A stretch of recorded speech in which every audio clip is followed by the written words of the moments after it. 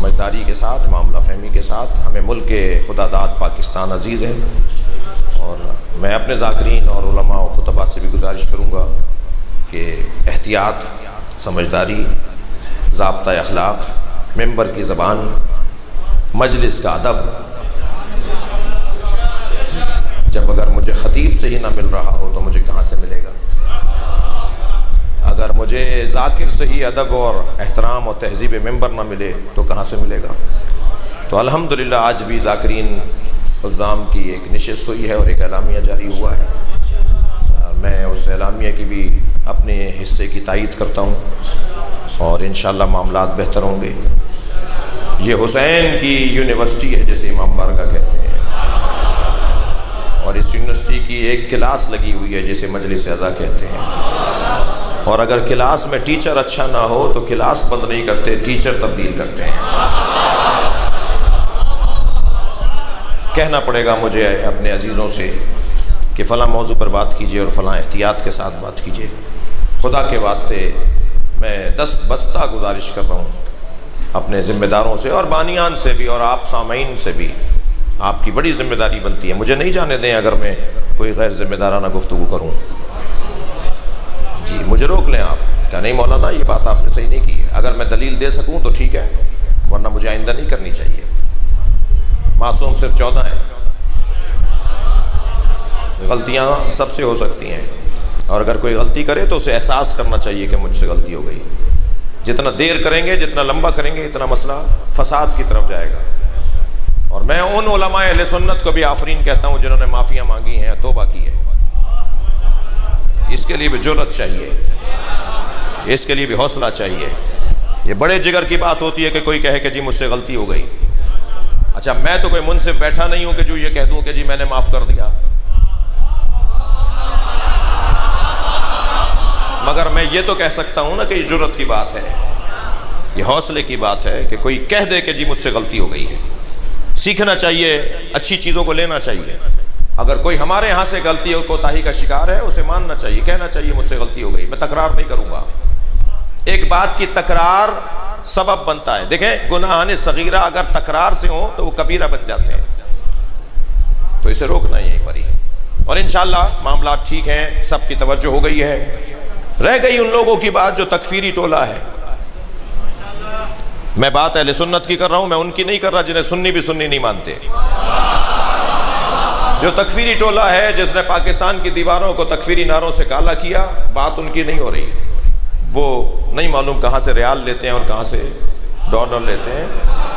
مجھے اس سے غرض نہیں. مجھے پتا ہے کہ وہ کس ایجنڈے کے اوپر. پاکستان کے وہ ازل سے مخالف ہیں، پاکستان کے وہ شروع سے مخالف ہیں. پاکستان کی دیواریں انہوں نے تکفیری نعروں سے کالی کی، ہمیں کچھ نہیں ہوا. میں ایک فورم پر بات کروں گا کہ ہمیں بتا دیجئے کہ ہمیں اور کتنی قربانیاں دینی ہیں، اس لیے کہ ہم قربانیوں سے گھبرانے والے، ہماری تو تاریخی قربانی ہوتی ہے. ہم جان دینے والے لوگ ہیں، ہم قربانی دینے والے لوگ ہیں. ہم اس قبیلے کے اوپر روتے ہیں کہ جنہیں پتھر مارا جاتا تھا تو وہ پلٹ کے پتھر مارتے نہیں تھے، صبر کرتے تھے، برداشت کرتے تھے، مقصد کو ذہن میں رکھتے تھے، ہدف کو ذہن میں رکھتے تھے. تو ان کی بات نہیں کر رہے کہ جو اس طرح کی بات کر رہے ہیں. مجھے ایک جملہ کہنے دیجئے. جنہوں نے یہ کہا ہے نا کہ زبان روکو ورنہ ہم زبان کاٹ لیں گے، میں ان سے مخاطب ہوں، یعنی ان کے ذمہ داروں سے مخاطب ہوں کہ یہ انہوں نے پہلی دفعہ تو نہیں کہا. کبھی حجر ابن عدی کی زبان کاٹی، کبھی عمار یاسر کی زبان کاٹی، کبھی میثم کی زبان کاٹی، کبھی حضرت محمد ابن ابی بکر کی زبان کاٹی، کبھی عبد الرحمن ابن ابو بکر کی زبان کاٹی. تو یہ تو صحابہ کی زبانیں کاٹتے آئے ہیں.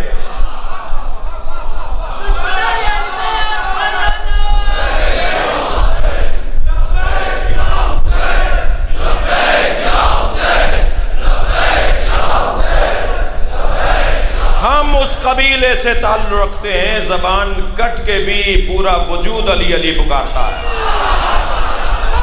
زبان سے ہم علی بولتے ہی نہیں ہیں، ہم تو کردار سے. مختصر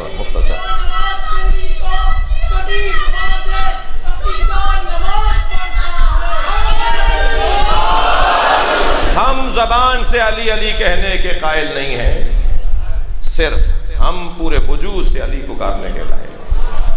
لہذا زبان کے کٹنے سے مولا کا ذکر بند نہیں ہوگا۔ کوئی پوچھے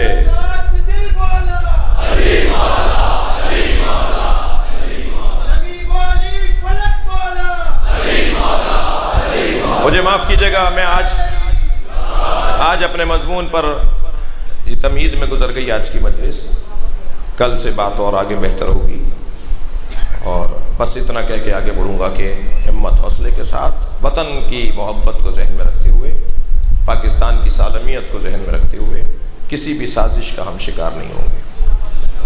اور ایام عزا کو ایام عزا کہتے ہی اس لیے ہیں، عزا لغت میں، عربی زبان میں لغت میں عزا یعنی صبر، عزا کا مطلب ہے صبر، لغت میں عزا کا مطلب ہے صبر، ایام عزا یعنی ایام صبر۔ یہ جو ہم رو رہے ہوتے ہیں یہ صبر کا مظاہرہ کر رہے ہوتے ہیں، ورنہ بدلہ لینے والا روتا نہیں ہے، مارنے والا روتا نہیں ہے۔ جو مارنا نہیں چاہتا، بدلہ نہیں لینا چاہتا، وہ اپنا غصہ کہاں نکالے؟ حضرت مختار فرماتے ہیں حسین پہ اتنا رو کہ سینے میں غصہ جمع ہوتا رہے، رو رو کر اپنے سینے میں اپنا ملی قومی عقیدتی غصہ جمع کر لو، اور جب یہ غصہ جمع ہو جائے تو پھر دعا کرو کہ امام آ جائے، اور پھر اس غصے کو امام کے حکم پر نکالنا۔ جب امام کہیں کہ اب یہ کرو تو پھر یہ غصہ وہاں نکلے گا۔ ہم ایام عزا میں ہیں، ایام صبر میں ہیں۔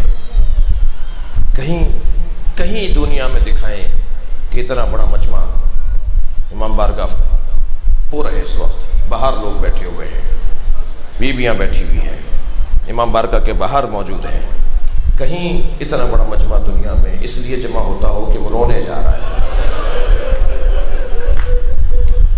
رونے کے لیے جمع ہوتا ہے۔ کہاں جا رہے ہیں؟ وہ مجلس میں جا رہے ہیں۔ کون پڑھ رہا ہے؟ مثلا شہنشاہ حسین نقوی پڑھ، کہنے لگے وہ فضائل تو بس میں ایسے ہی سن لیتا ہوں ان کے، لیکن وہ مصائب پڑھ لیتے ہیں۔ یعنی فضائل میں آپ کو مجھ سے اختلاف ہو سکتا ہے، مگر سب کا اتفاق ایک بات پر ہے کہ ہم رونے آئے، ہماری آنکھوں میں آنسو آ جائیں، اور یہ ہمارے ٹپکتے ہوئے آنسو رومال زہرا میں جگہ پا جائے۔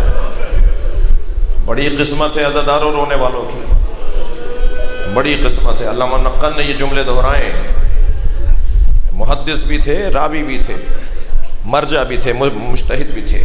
وہ فرماتے ہیں کہ جب مجلس عزا ہوتی ہے نا تو تجیع فاطمہ، بی بی فاطمہ مجلس میں آتی ہیں، معہا مریم و آسیۃ و خدیجہ، بی بی کے ساتھ بی بی مریم بھی ہوتی ہیں، بی بی خدیجہ بھی ہوتی ہیں، بی بی آسیہ بھی ہوتی ہیں، فی یدہا خرقۃ، اور بی بی کے ہاتھ میں رومال ہوتا ہے، تو سموا دموع الباکین، اور بی بی رونے والوں کے